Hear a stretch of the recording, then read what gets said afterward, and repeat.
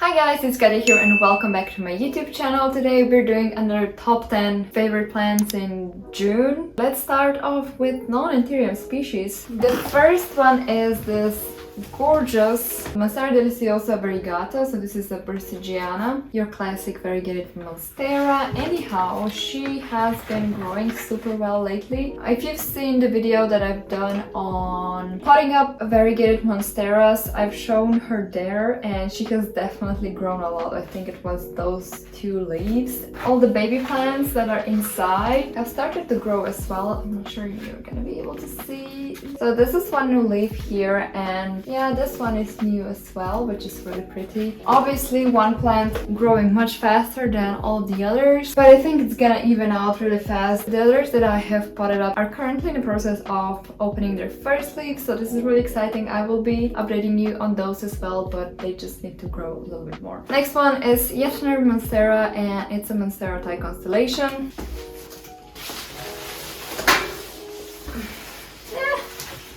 Can you see?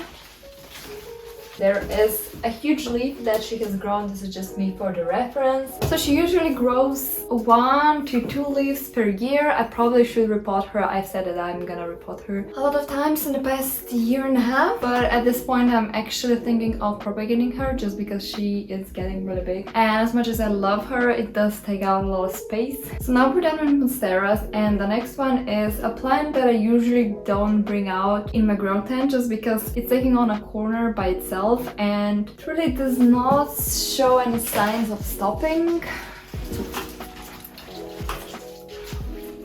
Mitsolitsana Makowski. I believe this is the correct scientific name, but majority people know it as its Frydek. We know that the Frydek is the very good version of it. This is a very neglected plant, mind you. It is in a way too small of a pot, and I kind of have this saucer in here so she can drink a water just because I know that they are thirsty. Currently keeping 6 leaves, and it is working on pushing another one. It's one of those plants that I love to have just somewhere around the house because the striking leaves that it has and a dark contrast is just amazing. This is the newest leaf right here, and this plant in particular is sitting like this on a grow light, and I'm not joking. And the only signs of, oh shoot, maybe it's too much light, is this. Now we are moving to the Antheriums, as one would expect. Gonna be starting off with this boy. This is Antherium, Ace of Spades crossed with Forgetty, but I do believe it's more likely the vice versa. In my latest Antherium collection video, I was showing you this guy when it was still unfurling the new leaf. This is currently it. It's very shiny and it gets really orange-ish. It has fruited really well. It has those specific set of characteristics that are not exactly a Forgetty, but not exactly Ace of Spades. Definitely has Ace of Spades venation, but in a Forgetty form. Super stoked to see this one size up just because if it has those leaves and it's that small, I cannot wait for when they get bigger. Another Forgetty hybrid, so this I believe is a Forgetty crossed with Horaquianum. Just because of the narrow leaves that it has, it will eventually get the closed sinus. So this is actually one of the propagations that I made from my mother plant. It has a caterpillar already. No, it doesn't. It's just the auxiliary bud. Next one is Antherium Forgetty green form. Now this leaf has really surprised me when I've seen it for the first time, because when I potted it up and when it was still in water, this is the previous leaf and we got a size jump to that. Has been happy. It has acclimatized to the soil, obviously. Look at those juicy roots. And it's really nice because it's getting the ruffles on the edges. It's getting ruffles and it's not like a flat Forgetty, and I think it's a really cool one. There are a lot of variations between green forms or dark forms or whatever you want to call them. I would love to see more diversity and emphasis on that instead of just, you know, classical silver Forgetty, even though those are pretty as well. The next boy is, so this is Antherium Forgetty dark form crossed with Antherium luxurians, and I am so surprised by the size of the first leaf. I mean, what? It's so big, and the seed wasn't even like, it's not really huge. But then again, this plant did only make like 20 seeds, so I guess it put a lot of its energy into storing the nutrients into the seeds. Right now I can't actually say that I see any of the luxuriance features. It's still velvety and it feels soft, so definitely taken after the Forgetty, but I guess we're gonna see with a few more leaves that it grows. Next one is my latest addition to the family. Not sure I've shown you this one. This is some sort of Antherium magnificum. It's a specific form. It has really beautiful reddish venation and somewhat sparkly veins that kind of go into the leaf blade a little bit more. It has 4 ridges on the petiole. This is actually a cutting which has been buried deep into the moss, and I've actually not checked it yet. I do definitely have to do that. And since the leaf is holding up well, I think it's rooting because it did have a start of a root when I put it into the moss. So this is Amazonica Discolor. I believe this is what it is. Now this guy has finally started growing for me. At a certain point it was just sitting with this leaf, which is also the biggest one, but I think I accidentally snipped over one of its veins and it has branched. So this is one of the previous leaves, which is still very sparkly, and the undersides of this plant are just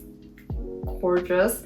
This is the newest leaf. As you can see, it is very pinkish, pink slash purplish, but like very vibrant color. It's still hardening here, and you can kind of see that it gets like a very mosaic pattern, the leaf, and it's kind of fading into purple. I have a plan for this plant that I want to trail it on the construction of my grow tent. If it could speed up, that would be very nice. And now the last thing, I think I'm gonna update you on my Forgetty seeds. So if you remember the video that I've done, we sowed the Forgetty seeds and I popped them into their prop boxes. I have 5 and they have been sitting on my windowsill. They are doing pretty good. Some of the seeds still haven't really sprouted or are very slow. I did get a very high percentage of albinos or albos or variegated seedlings. There are some normal ones as well, but they are kind of slow, and I think it has to do with the fact that the mama plant was self.